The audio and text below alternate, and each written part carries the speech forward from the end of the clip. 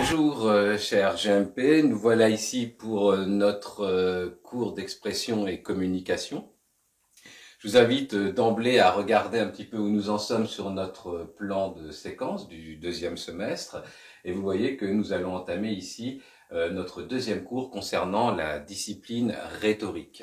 Alors, je vous fais un bref résumé de ce que nous avions vu dans la vidéo précédente, à savoir que la rhétorique est la discipline qui concerne l'art de bien parler, l'art d'être éloquent, et que son objectif est de convaincre ou de persuader.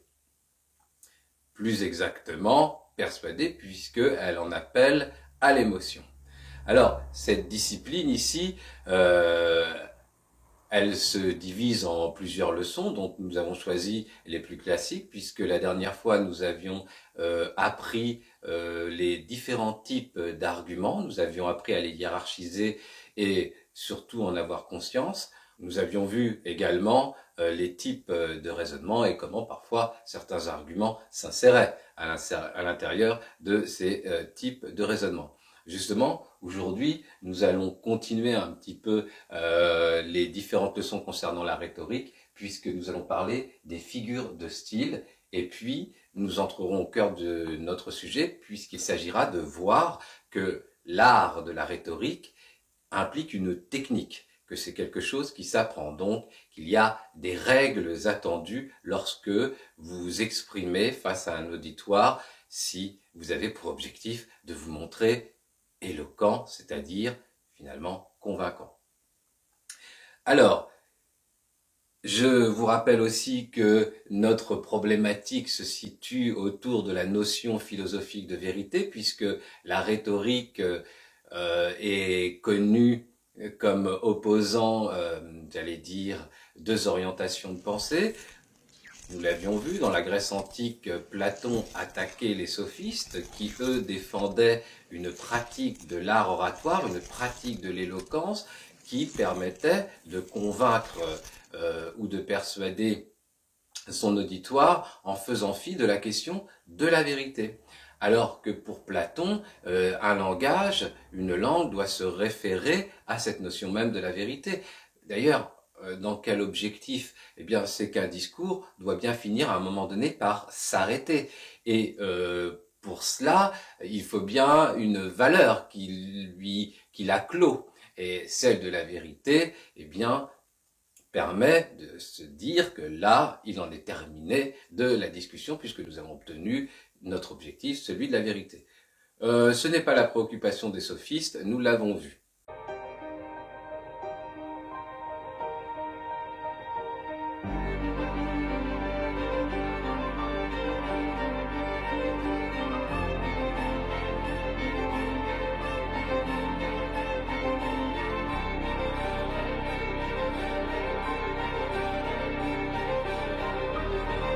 Salut les sans Rolex, les étourdis à la grenade. De cette femme qui dit que ses enfants ont faim, de celle autre qui dit qu'elle lutte.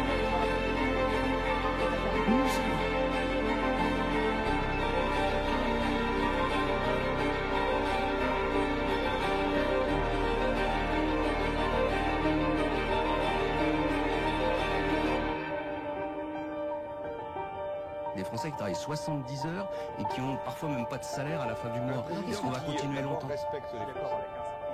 Qu'il est considéré. Un président qui ne veut pas être président de tout, chef de tout, et en définitive responsable de rien. Et Louis Pénal, il y a cette... Président de Nous la avons République, je ne serai pas quand même une immense émotion qui crée de l'injustice.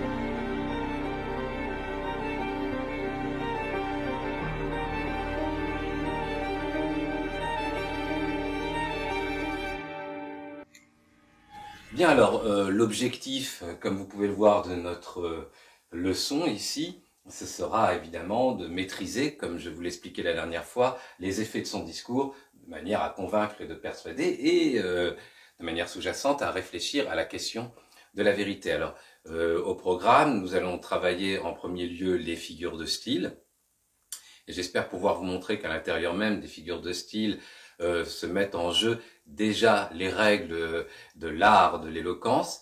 Et en un second temps, lorsque nous verrons donc ces règles spécifiques de l'art de bien parler, eh bien, vous faire goûter en quelque sorte à deux textes qui montrent des extraits d'éloquence tenus par Victor Hugo et par un personnage de la pièce d'Alfred de Musset, Les Caprices de Marianne. Pour l'instant, nous allons donc commencer notre parcours ici concernant les figures de style, et il y aurait deux aspects quand même que je voudrais souligner avant de commencer complètement notre travail concernant les figures de style. Avant tout, une figure de style, évidemment, comme l'indique bien l'expression figure, il s'agit le plus souvent de proposer une image, une figure, de façon à rendre plus expressif sa langue, à la rendre plus compréhensive. Et il ne suffit pas simplement de reconnaître une figure de style, encore faut-il pouvoir l'interpréter. Et tel sera l'enjeu ici de notre travail. Interpréter une figure de style est capital. Et nous aurons l'occasion de voir que derrière l'utilisation des figures de style que font les hommes politiques, puisque je vais vous montrer des extraits vidéo de différents politiciens, eh bien se jouent déjà les règles de l'art de l'éloquence. Alors, pourquoi des politiciens? Eh bien parce que, évidemment, nous sommes au cœur même de notre sujet, puisque, vous allez le voir, on se fait parfois élire au nom d'une simple figure de style, ou en tout cas, les figures de style galvanisent les foules lorsque certains politiciens les utilisent. Tout cela, nous allons le voir par extrait. Mais avant, nous allons observer une petite capsule vidéo, celle qui a été proposée par France Culture. Elle s'attache à montrer que les hommes politiques, en l'occurrence les femmes et les hommes politiques, utilisent les figures de style de manière à effectivement convaincre leur auditoire, les persuader que la réalité qu'ils proposent, l'interprétation de cette réalité qu'ils proposent, eh bien, est la bonne. France Culture nous propose de regarder les deux finalistes de la dernière élection présidentielle, Emmanuel Macron et Marine Le Pen. Et vous allez voir que leur discours est truffé de figures de style. Vous allez, on va parler de métaphores, de comparaison, mais celle-ci, ces deux figures de style qui sont acquises, j'allais dire, depuis le collège, je n'y reviendrai pas, même si parfois dans les activités, vous aurez à reconnaître s'il s'agit bien d'une métaphore ou d'une comparaison. Et attention, des figures de style peuvent se mêler. On peut tout à fait avoir des métaphores hyperboliques comme des comparaisons hyperboliques. Bien, je vous laisse regarder déjà cette observation et nous en discutons tout de suite après. Regardez.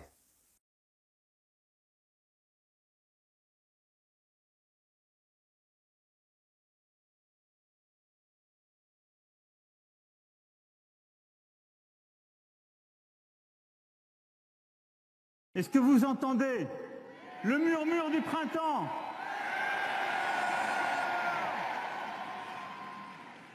C'est le bruit d'une page de la vie politique qui est en train de se tourner, que vous allez tourner. Je veux que les Français redeviennent propriétaires de la France.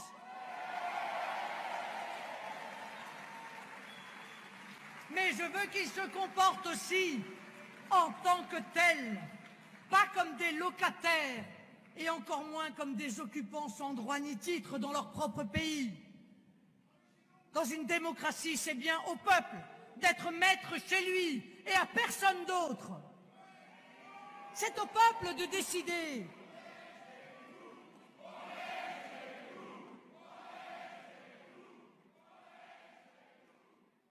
L'insécurité dégrade, l'insécurité appauvrit, l'insécurité exaspère, l'insécurité blesse et parfois même elle tue. Être patriote, ce n'est pas la gauche qui s'est rétrécie sur ses utopies. Être patriote, ce n'est pas la droite qui se perd dans ses avanies et l'esprit de revanche. Être patriote, ce n'est pas le Front National, le repli et la haine qui conduira à la guerre civile. Être patriote, c'est vouloir une France forte, ouverte dans l'Europe et regardant le monde.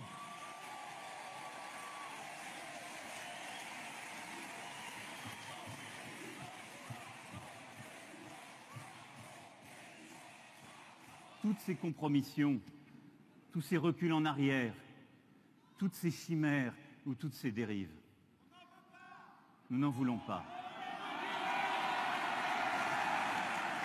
Tout de suite, après l'élection, le rétablissement et la sécurité aux frontières, les fichiers S, l'arrêt des régularisations de clandestins, le gel des crédits affectés à l'aide médicale d'État.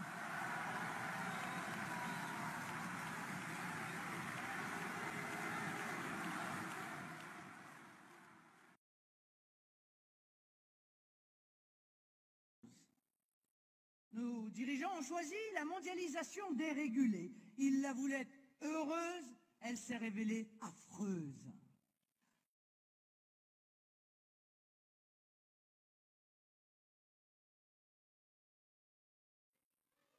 Heureux d'être avec vous ce soir. Heureux d'être là, mais avec une joie grave. Et je veux commencer par là. Une joie grave.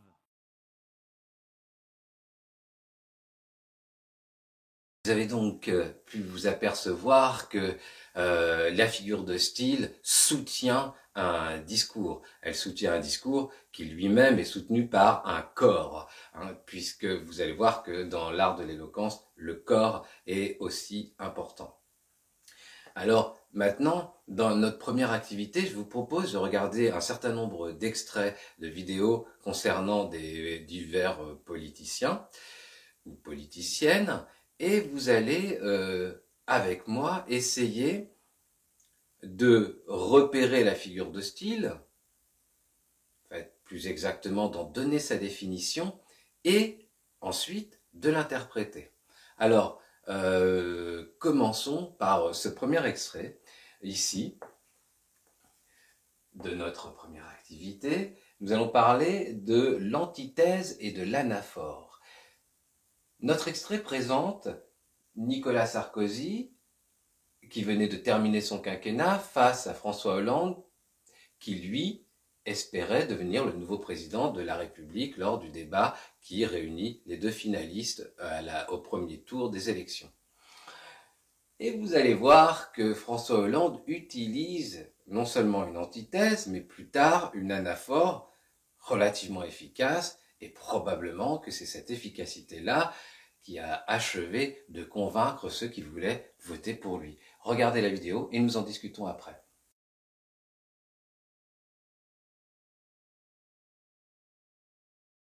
François Hollande, quel être à la hauteur de ces sujets-là, mais il doit aussi être proche du peuple, être capable de le comprendre. Bien. Alors, on est tous étonnés parce que cette anaphore s'étale sur la longueur. Une anaphore, c'est acceptable, mais aussi long. Et on s'étonne surtout que son adversaire lui ait laissé comme ça un boulevard pour s'exprimer. Mais avant de venir à l'anaphore, on va d'abord parler de cette antithèse. François Hollande dit de Nicolas Sarkozy un président chef de tout et en définitive responsable de rien. Alors, définition d'abord, l'antithèse ici oppose deux mots. Rien et tout. L'antithèse, on la retrouve très fréquemment dans des proverbes comme « après la pluie, le beau temps »,« un de perdu, 10 de retrouvé ». elle vise à établir un contraste, justement, dans son propre propos. Alors maintenant, encore s'agit-il de l'interpréter. Alors quand François Hollande lui dit chef de tout et en définitive responsable de rien, eh bien, il met en avant ce qu'on a appelé l'hyper-présidentialisme de Nicolas Sarkozy, qui était partout à une époque, quitte à effacer un petit peu son Premier ministre et encore plus les autres ministres. Voilà, et lui ridiculise cette posture en disant à force d'être partout, à force de vouloir tout faire, eh bien, on ne fait rien. Voilà. Quant à l'anaphore, elle va nous intéresser parce qu'elle va mettre en évidence ici déjà une des règles de l'art de bien parler. Alors, il répète « moi président je, moi président je, moi président je ». En fait, ce qui nous intéresse, et c'est pour ça qu'elle est plus facilement interprétable, c'est que François Hollande, à travers cette anaphore, dont je donne la définition, qui est la répétition d'un ou plusieurs mots en début de phrase ou en début de vers, lorsqu'il s'agit de poésie, cette anaphore ici montre que celui qui parle s'implique dans son discours. Et ça, c'est une des règles essentielles de l'art de la rhétorique. Vous devez vous impliquer dans votre discours. Et vous voyez qu'ici, la chose a été efficace puisque les jours après ce débat n'a été quasiment retenu que ce moment mémorable de l'anaphore. Et parfois, j'aime à dire que peut-être François Hollande s'est fait élire sur une anaphore. Bien, voici nos deux figures de rhétorique ici, et on a vu que l'une montrait bien l'implication de celui qui parle. Dans notre deuxième extrait, nous allons justement voir le Premier ministre François Fillon parler d'abord parler de l'immigration, mais avant de parler de la division entre salariés du privé et salariés du public. Je vous laisse regarder et vous allez voir qu'il utilise un certain nombre d'hyperboles et même d'une question rhétorique, mais nous y reviendrons, qui sont très forts. On a des fonctionnaires qui sont dans une grande difficulté parce que ils n'ont pas de perspective de salaire, ils n'ont pas de perspective d'évolution de carrière. Par ailleurs, ils ont quand même une caractéristique qui s'appelle l'emploi à vie. Ils travaillent 32 ou 35 heures. Et en face, il y a des Français. Et en face, il y a des Français qui travaillent 70 heures et qui ont parfois même pas de salaire à la fin du mois. Est-ce qu'on va continuer longtemps? De l'autre côté de la Méditerranée, des foules de déshérités sont prêtes à tout tenter pour rejoindre nos côtes. Est-ce que nous allons finir comme un vaste hotspot débordé par la misère du monde et la pauvreté d'ici? L'hyperbole, à l'inverse de l'anaphore, qui est la figure de l'insistance, l'hyperbole, c'est la figure de l'exagération. Ici, François Fillon nous dit qu'il y a des salariés qui travaillent, des salariés du privé qui travaillent 70 heures par semaine et qui ne touchent même pas de salaire. Peut-on imaginer en France une situation de la sorte? Peut-on imaginer des salariés qui travailleraient 70 heures sans ne jamais toucher de salaire? On imagine tout de suite que ce n'est pas possible, mais il s'agit là d'une exagération. Il faudra aller chercher des cas particuliers pour pouvoir vérifier son propos. Mais peu importe pour lui, que ce soit vrai ou non vrai, il s'agit de nous choquer grâce à cette exagération. Exagération qui est soutenue aussi par le fait qu'on parle des fonctionnaires comme ayant l'emploi à vie. L'emploi à vie est là aussi d'une certaine manière un peu une hyperbole, puisque personne n'a un emploi à vie dans l'absolu, puisque ça s'arrête de toute façon un jour lors de la retraite. Alors, ici, si l'on devait interpréter cette hyperbole, on pourrait dire qu'elle vise à diviser les salariés du public et les salariés du privé pour montrer aux salariés du public qu'il est temps d'accepter un certain nombre de réformes quand on voit ce que sont déjà capables d'accepter les salariés du privé. lorsqu'il dit cela, il dit « Est-ce que cela peut continuer comme ça encore longtemps ?» Eh bien, il s'agit, mais nous y reviendrons, d'une question rhétorique, puisque imaginez bien que le journaliste ne pourra pas lui répondre « Oui, on peut imaginer que ça dure encore longtemps. » Non, cette question sous-entend que ça ne peut pas durer longtemps. Mais nous reviendrons sur cette définition-là de la question rhétorique. Maintenant, nous allons aller du côté de Jean-Luc Mélenchon, qui est un orateur assez fort et qui use de la gradation. La gradation, c'est une énumération. Il y a des gradations ascendantes, c'est-à-dire qui vont de la chose, j'allais dire, la plus petite ou la moins importante vers la plus forte, et descendante, c'est-à-dire de la plus forte ou de la plus importante à la moins importante. Bon, selon les choix. Bon, parfois il est difficile de décider s'il s'agit d'une gradation ascendante ou d'une gradation descendante. Dans ce cas-là, on pourra au moins parler d'énumération. Alors, je vous laisse regarder un petit peu l'extrait concernant Jean-Luc Mélenchon et nous en discutons à la seconde. La France du savoir, de la science, des arts, de la culture, qui nous rend chacun meilleur. Salut les sans Rolex, les étourdis à la grenade, les nacés désencerclés, les larmoyants au lacrymo, les têtes dures bien matraquées, les flash-balais. La misère du peuple français, ses souffrances, le courage individuel de cette femme qui dit que ses enfants ont faim, de celle autre qui dit qu'elle lutte contre la dégradation de son habitat avec les punaises de lit, de cet ingénieur qui explique pourquoi on peut sortir du nucléaire, de ce biologiste qui nous explique qu'on pourrait enfin manger comme des êtres humains.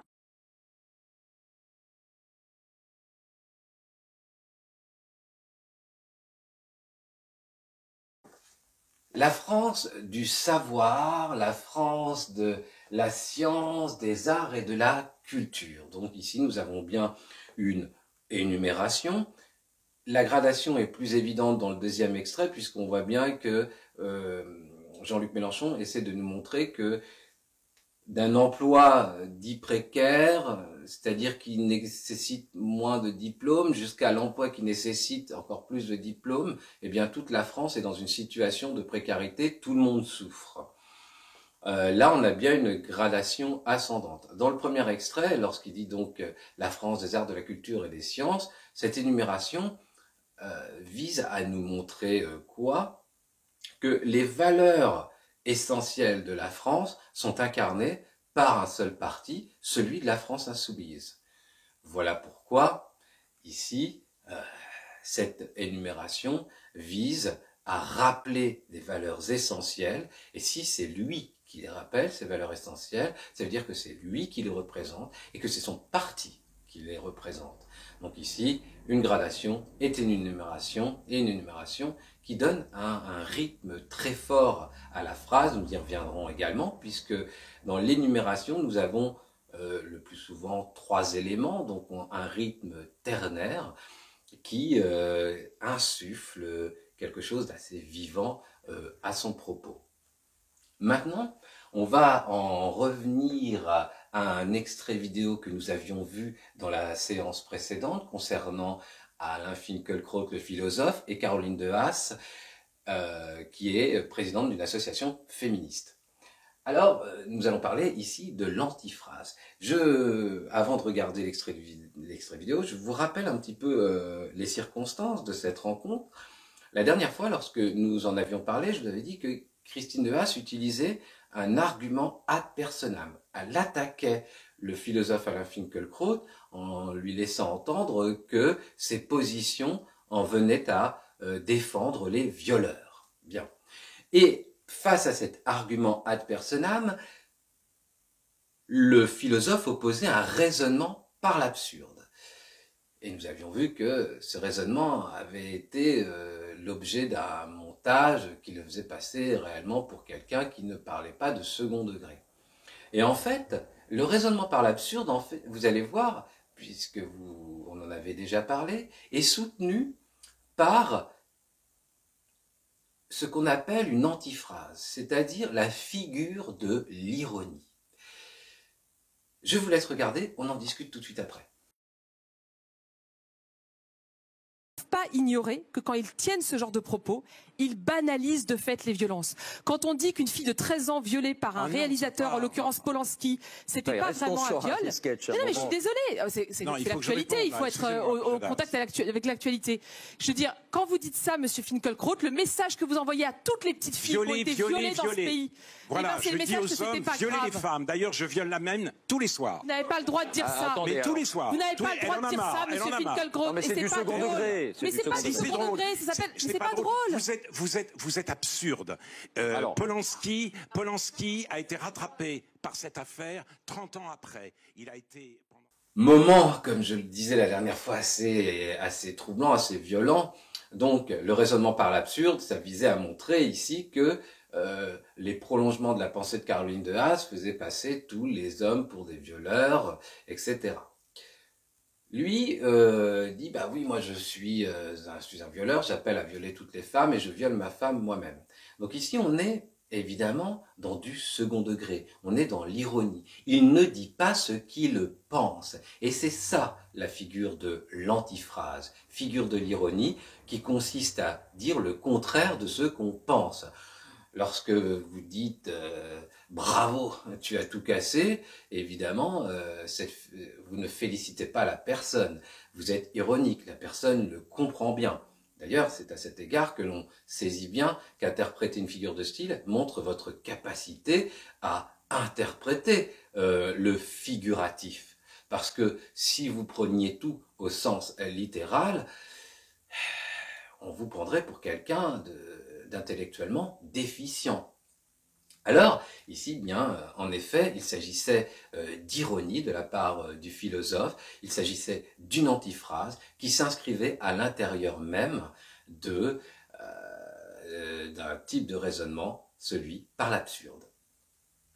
Maintenant, on l'a déjà rencontré tout à l'heure avec François Fillon, on va s'intéresser à Edoui Plenel, qui lui n'est pas un homme politique, mais qui pratique d'une certaine manière la politique, puisqu'il est le directeur de Mediapart, un journal en ligne, un journal d'investigation qui se fait connaître parce que très fréquemment, ils ont été capables de sortir un certain nombre d'affaires qui ont bouleversé le monde politique. Alors, vous allez voir dans cet extrait qu'il utilise un certain nombre de phrases interrogatives. Et ces phrases interrogatives, ce sont autant de questions rhétoriques. Comment reconnaît-on une question rhétorique? C'est que dans le fond, la personne ne vous laisse pas le choix de répondre puisque on sent que la réponse est d'ores et déjà dans la question. Je vous laisse regarder l'extrait et nous en discutons. Vous allez d'ailleurs voir Edoui Plenel face à un avocat qui lui aussi utilise la question rhétorique lorsqu'il s'adresse aux journalistes. Regardez. Dans les méthodes, à quel moment on se pose la question quelle est la différence entre espionnage et journalisme? Nous nous posons toutes ces questions que quand vous aussi, là, que quand il s'agit des puissants. Vous ne vous les posez pas quand il s'agit des gens de peu. Edoui Plenel, il y a cette affaire de... Nous avons quand même une immense émotion qui crée de l'injustice. Ceux qui nous écoutent se disent, mais attendez, ils en font autant pour le petit délinquant de besoin, ils en font autant pour le gilet jaune primo-manifestant qui, parce qu'il avait un truc, s'est retrouvé à faire 2 mois de prison. Ils en font autant. Oh, qu'est-ce que c'est que toute cette émotion? Plenel est devenu un collabo des flics. Quand il écrit au procureur de la République pour demander des poursuites contre un homme, en l'occurrence Jérôme Cahuzac, journaliste ou flic? Journaliste ou flic?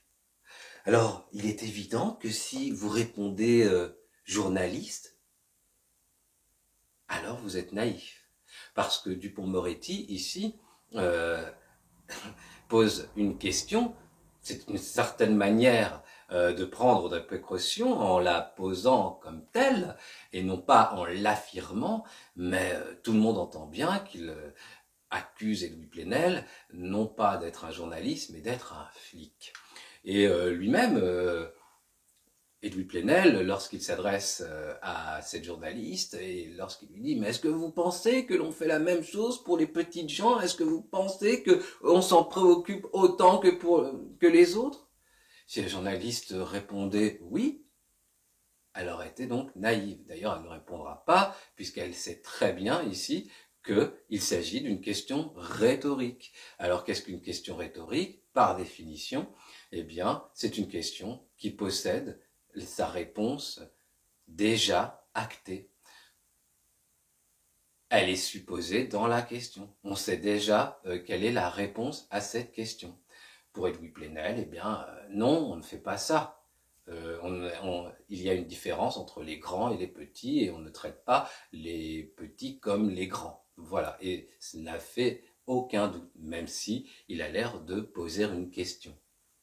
Alors, nous avons fait déjà le tour, mais je tiens à préciser que dans la question rhétorique, on est encore du côté d'une règle essentielle de l'art oratoire, puisque tout à l'heure je vous disais que dans l'anaphore, eh bien, le locuteur s'impliquait, mais dans la question rhétorique, le locuteur implique le destinataire, puisqu'il lui pose une question. Alors, c'est une application un peu particulière, puisque à la fois, il ne lui laisse pas le choix de la réponse, mais ça fait partie, effectivement, des règles à respecter. Maintenant, nous allons commencer notre première activité. Regardez.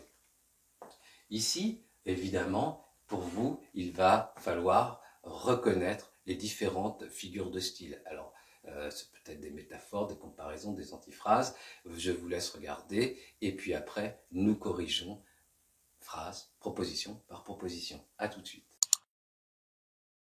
Corrigeons. Alors ici, dans la première phrase, tout s'anéantit, tout périt, tout passe. Certains auront peut-être pensé qu'il s'agissait là d'une anaphore, pas du tout. Il s'agit principalement là d'une gradation.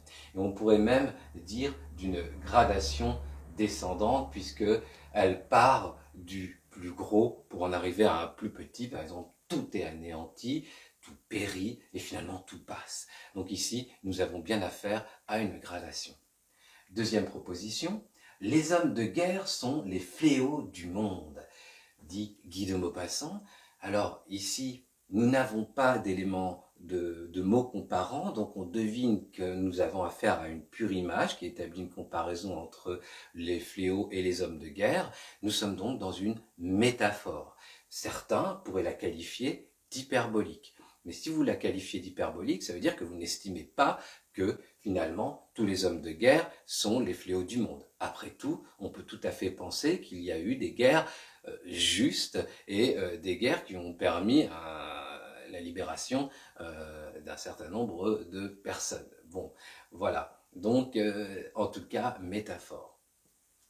Nous luttons contre la nature, contre l'ignorance, contre les obstacles de toutes sortes pour rendre moins dure notre misérable vie. Ici, nous avons affaire de nouveau à une gradation ou une énumération venant de Guy de Maupassant, et vous voyez ici que nous avons une rythmique aussi particulière. Nous luttons contre la nature, contre l'ignorance, contre les obstacles de toutes sortes. Rythme ternaire. Ah, si vous saviez sur quel autel sacré vous êtes adoré comme un dieu. Ici, nous avons le mot comparant comme, donc on sait déjà que nous sommes sur une comparaison. Dès lors qu'on compare quelqu'un comme un dieu, on peut estimer qu'effectivement ici la comparaison est hyperbolique. Phrase suivante. Une mère aussi inflexible que 73 administrations à casquette de plomb.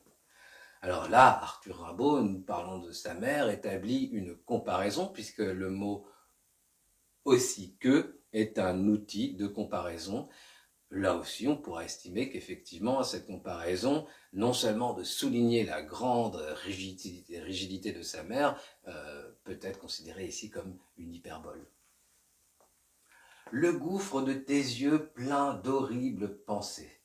Alors ici, les yeux sont comparés à un gouffre, mais il n'y a pas de mot comparant. Nous sommes du côté de la métaphore. Et vous pouvez juger aussi ici que cette métaphore peut être dite hyperbolique. Paris est tout petit, c'est là sa vraie grandeur. Bon, deux mots qui s'opposent, petit et grandeur, nous sommes bien chez Prévert ici, du côté de l'antithèse.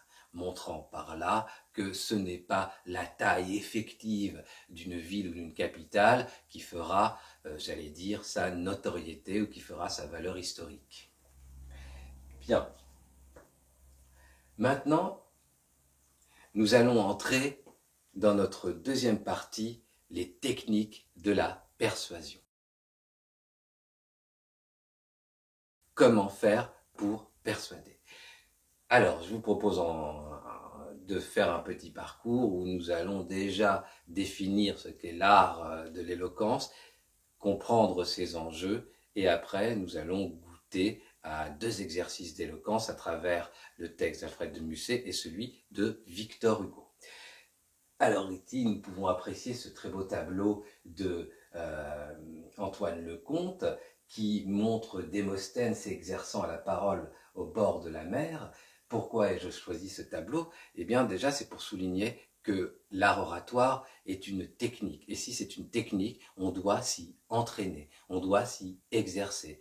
Revenir comme ça sur son labeur de manière à maîtriser son propos. Ce qui veut dire également que ce n'est pas simplement réservé à une certaine élite, mais que nous pouvons tous y accéder. Certains peuvent être moins bons à l'écrit, en revanche, d'autres peuvent exceller, et ces mêmes personnes peuvent exceller à l'oral. Ce peut être une compétence qui permettra d'équilibrer parfois les déséquilibres dans l'art, soit d'écrire, soit de bien parler. Alors, regardons un petit peu ici. Évidemment, l'art oratoire, c'est argumenter. Argumenter, disais-je, c'est chercher à convaincre ou à persuader son auditoire. Donc pour cela, eh bien, comme je l'ai déjà maintenant dit, l'émetteur, celui qui parle, le locuteur, doit s'impliquer dans son discours. Et en même temps, il doit impliquer celui à qui il parle. Cette implication, nous allons les voir, comporte plusieurs éléments. Alors, d'abord, nous allons regarder un extrait, Stéphane André, qui dirige une école de l'art oratoire. Je vais vous laisser l'écouter et nous allons après le commenter. Pourquoi cet extrait m'a-t-il intéressé? C'est parce qu'il va vous montrer que l'art oratoire n'est pas réservé soit aux politiciens, soit aux acteurs, mais que dans la vie professionnelle, la maîtriser est un atout.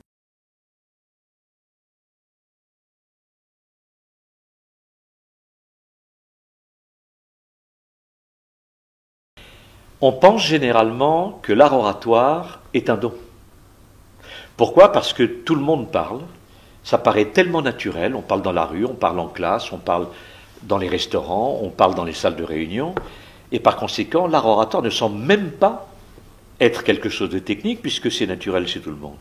Simplement, on remarque effectivement, et c'est vrai, que certains sont plus doués que d'autres. Et on finit par penser que l'art oratoire est une question de don. En réalité, j'ai employé l'expression d'art oratoire. Et un art, ça comporte une technique. Il n'y a pas d'art sans technique. L'art oratoire est un art très proche de l'art dramatique, de l'art de la danse, de l'art du chant lyrique. C'est un art d'interprète, c'est un art qui porte le corps au centre d'un système scénique et qui fait que tout d'un coup, quelqu'un est chargé d'interpréter quelque chose. L'art oratoire, c'est un art du go-between, c'est un art de la transparence, c'est un art qui permet de faire qu'une idée peut rencontrer un public. Et celui qui porte cette idée s'appelle au théâtre un interprète, s'appelle en musique un violoniste ou un chanteur lyrique, et s'appelle dans la parole publique un orateur. Et il n'y a pas d'art sans technique, il existe une technique d'art oratoire, tout en faisant travailler des gens doués et des gens moins doués, nous développons des orateurs par la technique de l'art oratoire que nous leur enseignons.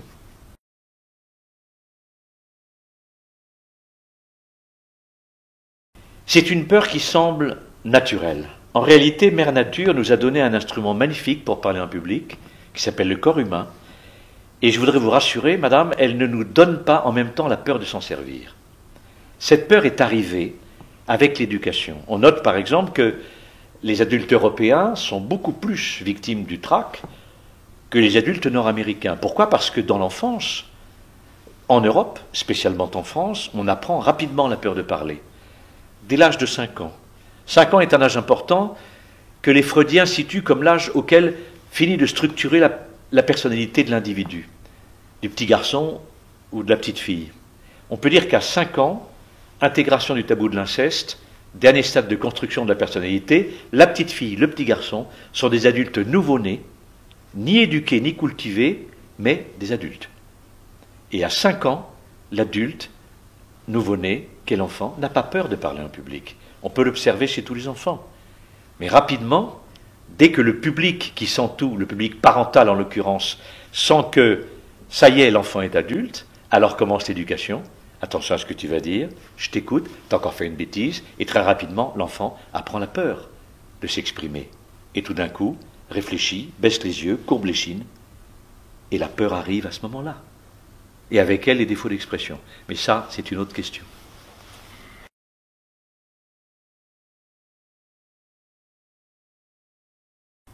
Il a vivement intérêt à être un bon orateur. Combien de fois un manager est sifflé par ses collaborateurs, mais en silence? Au théâtre, l'acteur n'a pas la chance d'être le patron de son public. Par conséquent, lorsqu'il n'est pas très bon, les gens sortent de la salle et ceux qui restent, quelquefois, sifflent. Très souvent, dans les réunions de travail, dans les entreprises, les gens mentalement s'échappent de la nasse.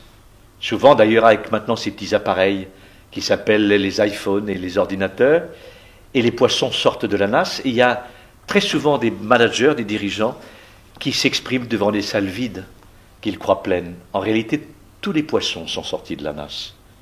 Ils ne sifflent pas, le risque est trop grand, mais ils s'en vont ailleurs.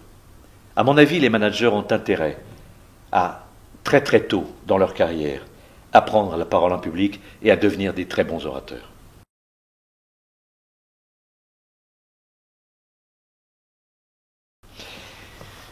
Plusieurs caractéristiques qui se trouvent sur le corps du leader.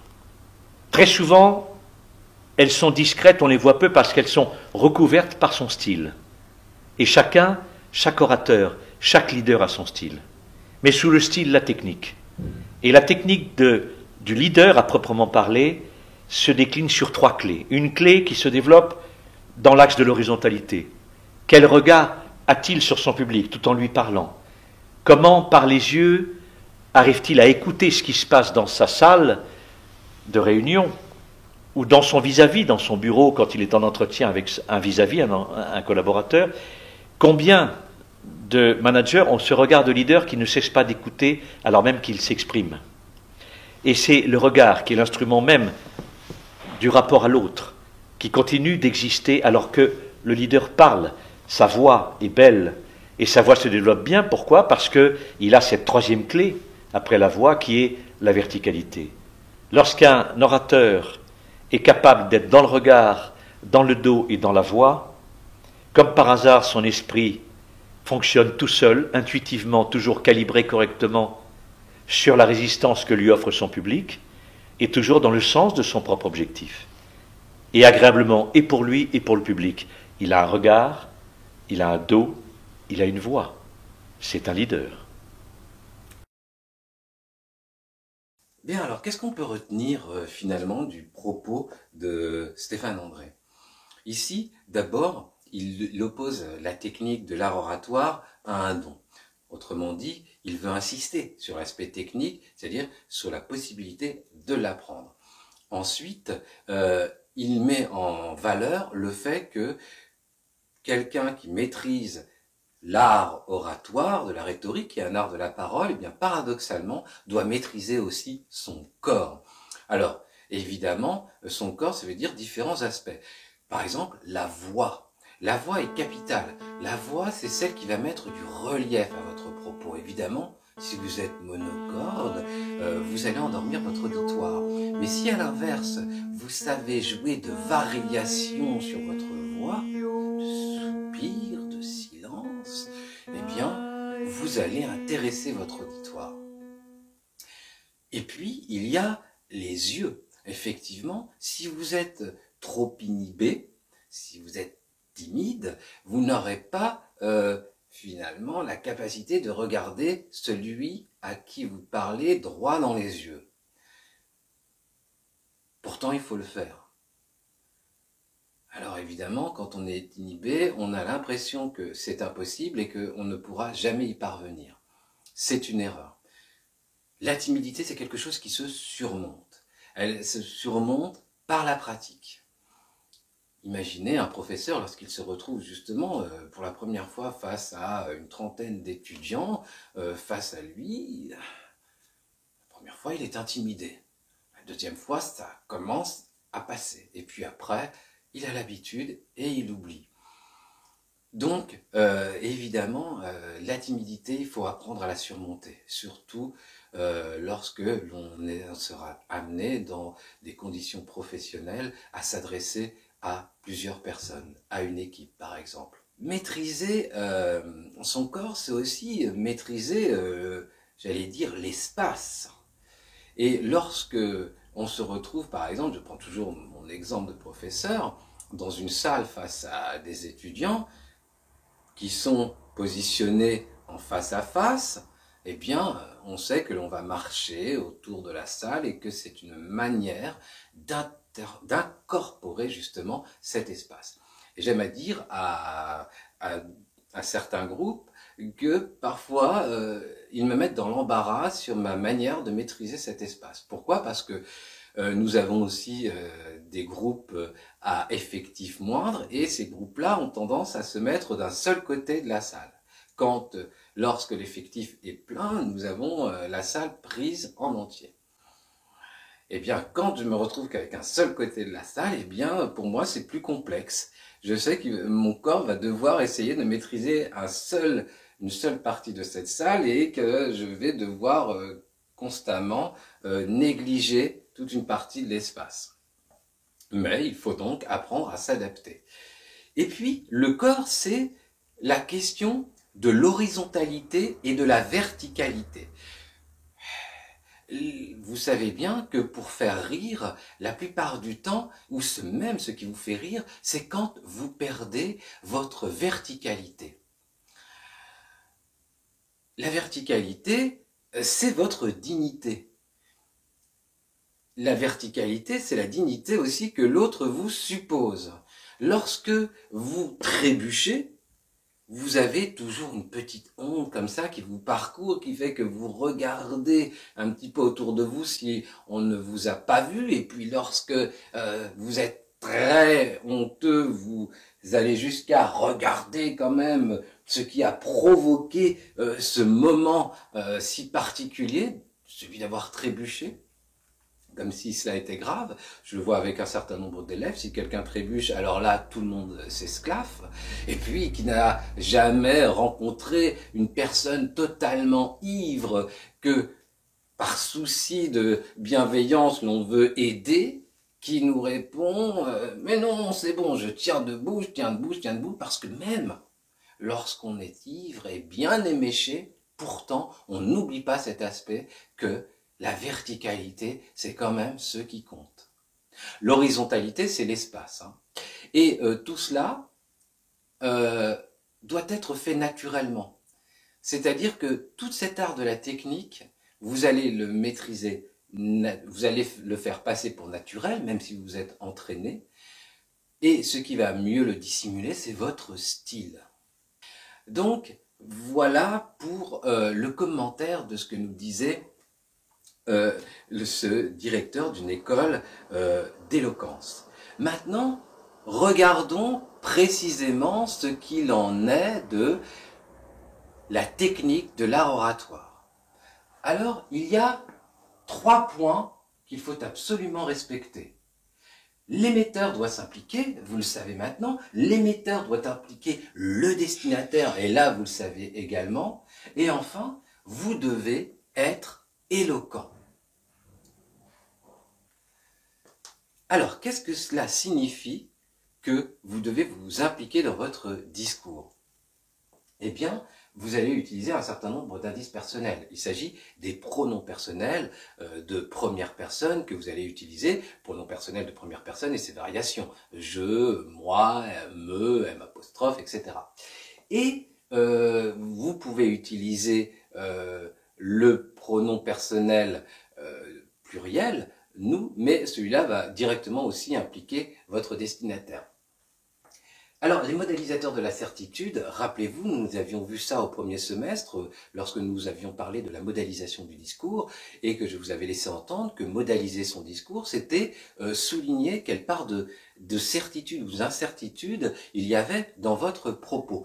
Si je dis « il me semble qu'il va faire beau aujourd'hui » n'est pas la même chose que dire « il va faire beau aujourd'hui ». « Il me semble » est une expression qui modélise mon discours et qui montre, pour le coup, une forme d'incertitude. Alors attention, parce qu'il y a énormément d'adverbes qui peuvent modéliser votre discours et qui pourtant se posent comme étant certain. Si vous dites sans doute, ce n'est pas forcément de la certitude. Alors, vous allez utiliser donc ces modélisateurs de la certitude comme il est bien entendu, comme assurément, comme évidemment, qui vont souligner que votre discours est maîtrisé ou que votre propos est bien connu. Et enfin, les marques de l'émotion et du jugement. Alors là aussi, c'est capital parce que vous pouvez vous indigner, vous pouvez vous mettre en colère, vous pouvez exprimer votre joie, mais ces marques-là doivent apparaître. Si vous parlez à un auditoire, il faut cette part émotive dans votre discours qui est essentielle pour que l'auditoire lui-même s'identifie à votre propos, puisse effectivement faire corps avec vous, voire faire preuve d'empathie. Donc les marques de l'émotion et du jugement sont capitales. D'ailleurs, à cet égard, pour bien s'exercer à les reconnaître, je vous propose notre première activité dans cette deuxième partie, où vous allez, sur ces 3 propositions, devoir classer, j'allais dire, enfin au moins repérer les marques de l'implication de l'émetteur. Alors, l'implication de l'émetteur, ça peut être les indices personnels, pronoms personnels, les modélisateurs, et puis les marques de l'émotion et du jugement. Alors évidemment, selon les propositions, il y aura un équilibre dans ces différents indices de l'implication de l'émetteur. Je vous laisse les regarder, peut-être le faire, et puis nous en discutons ensemble tout de suite après. Correction. Donc, lisons ce que nous dit Théophile Gautier. Je déteste la campagne, toujours des arbres, de la terre, du gazon. Qu'est-ce que cela me fait? C'est très pittoresque, ça veut dire original, d'accord, mais c'est ennuyeux à crever. Alors ici, nous avons affaire à une opinion. Dès lors que nous avons affaire à une opinion, nous allons avoir non seulement des marques, des indices personnels de l'énonciation, et puis des marques du jugement. Alors, lesquels sont-ils? Quand il dit je, ici je déteste, eh bien nous sommes bien dans un indice personnel, il utilise la première personne du singulier. En revanche, lorsqu'il utilise des expressions comme ennuyeux à crever ou je déteste, nous sommes bien dans les marques du jugement. Nous avons ici une proposition qui souligne son point de vue. Dans la deuxième phrase, nous avons à peu près le même procédé, puisque ici, Maupassant écrit « Depuis quelque temps surtout, il me semble sentir vraiment une recrudescence de grossièreté. Nous y sommes tellement accoutumés que nous n'y songeons plus guère. » Alors ici, nous avons un point de vue, et ce point de vue est modélisé. S'agit-il d'une certitude de la part de Maupassant? Eh bien, pour le coup, rien n'est moins sûr puisque il est amené à modéliser son discours. Il utilise donc des expressions comme « il me semble », donc souligne une part d'incertitude vraiment qui vise à dire que cette incertitude quand même est certaine. Et puis il s'implique dans son discours tout en impliquant l'autre puisqu'il utilise la première personne du pluriel nous. Et évidemment, nous y sommes tellement accoutumés que nous n'y songeons plus guère ici, et marque bien que nous avions affaire à un point de vue spécifique, à celui de Maupassant. Alors là, un petit peu différent, parce que ce qui va dominer n'est pas un hasard, puisque la proposition suivante est l'introduction à l'autobiographie Les Confessions de Rousseau. Voilà ce qu'il dit. « Je forme une entreprise qui n'eut jamais d'exemple et dont l'exécution n'aura point d'imitateur. Je veux montrer à mes semblables un homme dans toute la vérité de sa nature, et cet homme, ce sera moi. » Donc ce qui domine ici, mais ce n'est pas étonnant puisqu'il s'agit d'une autobiographie, eh bien c'est l'implication de celui qui parle à travers le pronom personnel de première personne et ses variations je et moi. Voilà. Maintenant, on va en revenir à notre leçon sur les techniques de l'art de l'éloquence avec cette deuxième partie, cette fois-ci, la manière dont vous allez impliquer votre auditoire. Alors, ici, nous avons évidemment un certain nombre de points similaires avec la première partie, c'est que là aussi, vous allez utiliser des indices personnels, les pronoms de la deuxième personne. Tu, vous et leurs variations. Ensuite, vous allez vous adresser au destinataire. Et pour cela, vous avez différentes manières de le faire. Vous pouvez utiliser une question rhétorique. Nous l'avons vu tout à l'heure à travers les exemples de Louis Plenel ou de François Fillon. Lorsqu'il pose une question rhétorique qui a déjà sa réponse dans la question elle-même, eh bien, on sent bien qu'il implique celui à qui il parle. Il l'implique tout en ne lui laissant pas beaucoup le choix. Il l'implique en lui disant « de toute façon, ce que je pense, tu dois également le penser ». L'impératif, bon, vous savez, c'est le mode quand même de l'ordre. Obéissez aux lois de la République. Ici, lorsque vous utilisez l'impératif, évidemment, vous impliquez votre auditoire. Enfin, l'apostrophe. L'apostrophe qui est une attitude, j'allais dire, à maîtriser en bonne conscience, parce que apostropher l'autre, c'est d'une certaine manière le montrer du doigt. Vous allez voir tout à l'heure, avec un extrait de Victor Hugo, il apostrophe l'avocat général et il lui dit, au Parlement, il lui dit « Tenez, monsieur l'avocat général, vous ne respectez pas les valeurs de la République. » Donc apostropher quelqu'un, c'est presque une violence qui lui est faite, mais c'est une manière aussi de l'impliquer dans son auditoire. Mais l'apostrophe peut être tout à fait douce, hein, bien entendu. Voilà ces manières d'impliquer votre auditoire. Pour vérifier que cet aspect-là est maîtrisé de votre part, vous allez, dans les propositions suivantes, définir justement quels sont les types de procédés qui impliquent le destinataire. S'agit-il dans ces extraits d'une question rhétorique qui domine, d'un impératif qui domine ou d'une apostrophe qui domine? Je vous laisse le faire et nous corrigeons dans la seconde. Corrigeons cette activité. Ici, première proposition d'Émile Zola, jeunesse, jeunesse, soit toujours avec la justice. Eh bien, effectivement, ici, ce qui implique le destinataire est un impératif. Le verbe être a l'impératif présent. Tu es venu, nous sommes-nous jetés sur ta personne? Ici, bon, l'implication est faite aussi grâce à l'indice personnel tu, mais principalement soutenue par une question rhétorique, qui laisse entendre qu'effectivement, personne ne s'est jeté sur la personne en question. Ensuite, tenez, monsieur l'avocat général, je vous le dis sans amertume, vous ne défendez pas une bonne cause. Là, on montre quasiment du doigt, il s'agit d'une apostrophe. Ensuite, abolissez la peine de mort et relevez le drapeau de l'ordre de la victoire et de l'humanité. Ici, nous avons un ordre presque qui est donné, nous sommes donc du côté de l'impératif. Bien, allez, continuons notre parcours ici sur notre art de l'éloquence et ses règles, j'allais dire, presque méthodologiques, et regardez un premier exercice d'éloquence, celui que l'on trouve dans un extrait de la pièce d'Alfred de Musset, dramaturge du XIXe siècle, intitulée « Les caprices de Marianne ».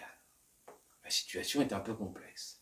Ici, la réplique est assez longue et vous allez comprendre pourquoi. Elle est tenue par Octave. Octave s'adresse à Marianne. Marianne est une femme mariée. Octave va lui déclarer l'amour que lui porte son meilleur ami Coelho.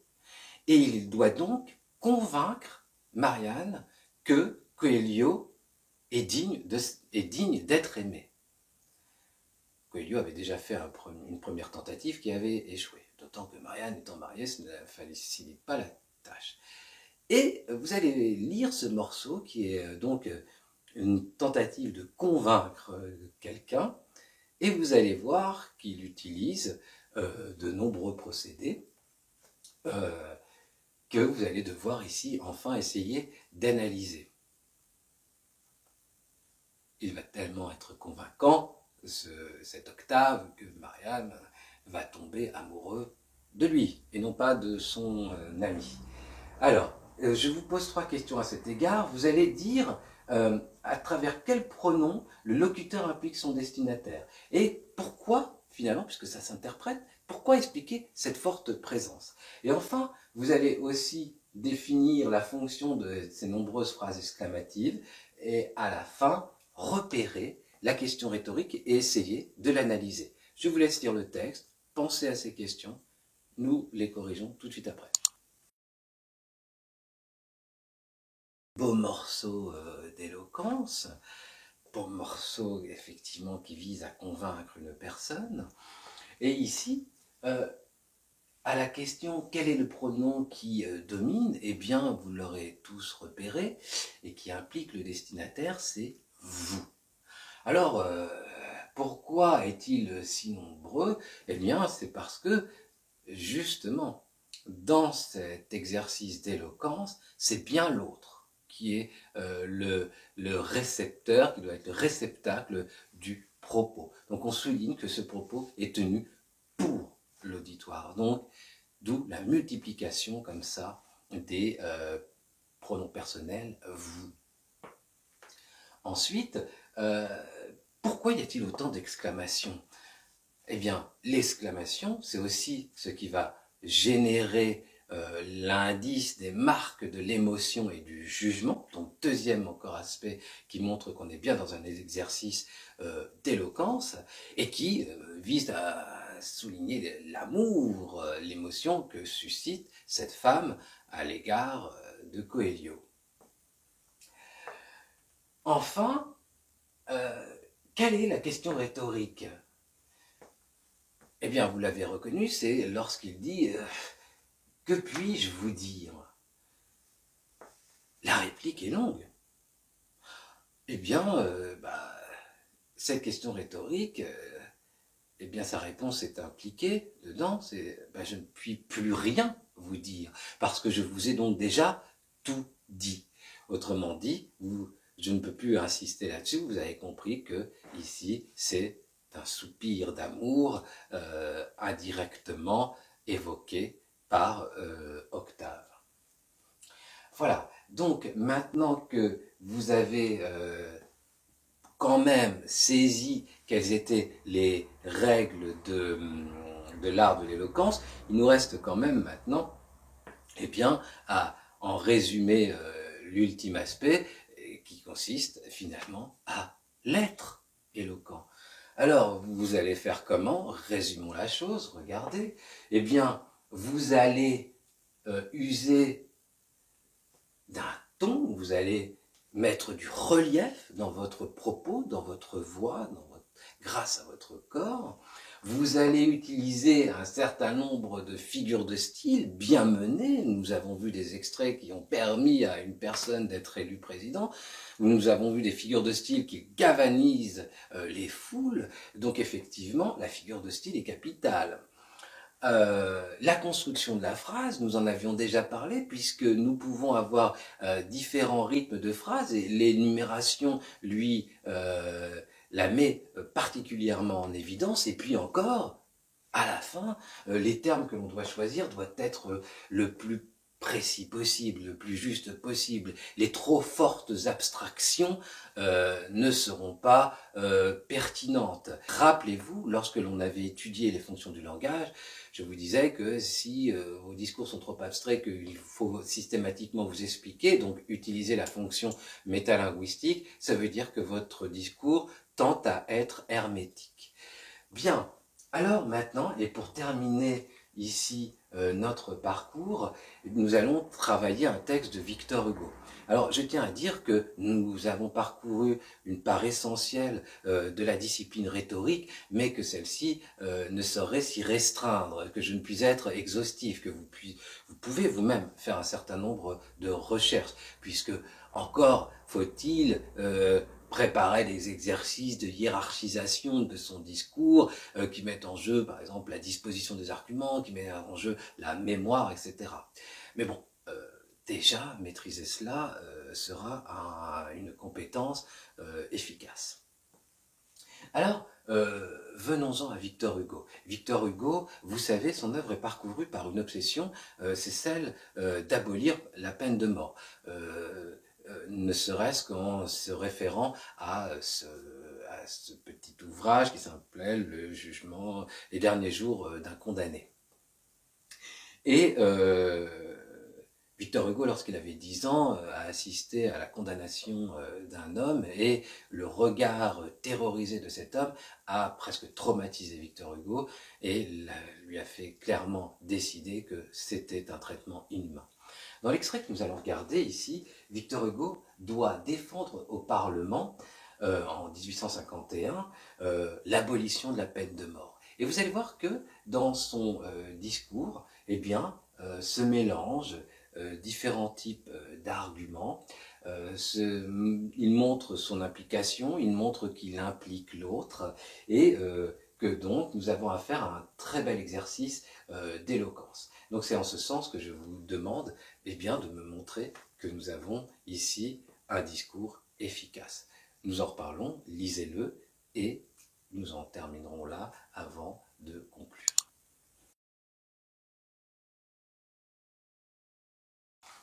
Très beau texte, n'est-il pas? Alors, en quoi donc, pour finalement en arriver à la fin de notre séance, en quoi ce texte est-il éloquent? Il est dense, nous allons nous arrêter à 2-3 aspects assez rapidement. D'abord, effectivement, Victor Hugo utilise l'apostrophe. Il dit « Tenez, monsieur l'avocat général ». Donc, ici, il implique bien son destinataire. Il implique d'autant plus que se multiplie le pronom personnel « vous » dans ce texte-là. Encore, l'anaphore aussi est fortement présente. Vous avez contre vous, etc., qui se répète. Donc là aussi, vous voyez, à l'instar de François Hollande, Victor Hugo utilise l'anaphore comme moyen efficace de convaincre son auditoire. Alors, il y a des énumérations qui montrent un rythme ternaire dominant dans ce texte lorsqu'il dit l'inviolabilité de la vie humaine, la fraternité pour les classes ignorantes, le dogme de l'amélioration qui remplace le dogme de la vengeance. Ici, nous avons donc une rythmique bien calculée.